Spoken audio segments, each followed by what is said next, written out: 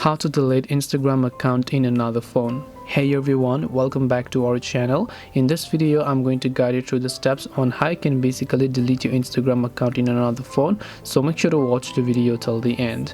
To delete your Instagram account in another phone, all you have to do is open up the Instagram application here, then just come to the profile page to come here.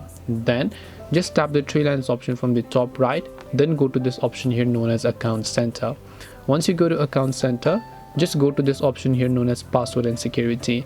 Now one way you can remove other people from your Instagram account from another phone is by simply changing your password. So you can tap the change password option, select your Instagram account, and when you change your password, anyone who is currently logged into your account will get automatically logged out. The other way you can do this is by simply reviewing those devices manually by tapping the where you are logged in option, and when you tap the where you are logged in option, you should be able to select your Instagram account, see a list of devices that are currently logged into your Instagram account here, and once you have done that, you can select that device, tap the logout option, and tap on logout to successfully log out of those devices. This way you can delete an Instagram account in another phone. Hope this video was helpful. If you have got any more questions, queries, or doubts, feel free to also leave them down below. Thank you for watching till the very end of this tutorial, and see you soon in the next video.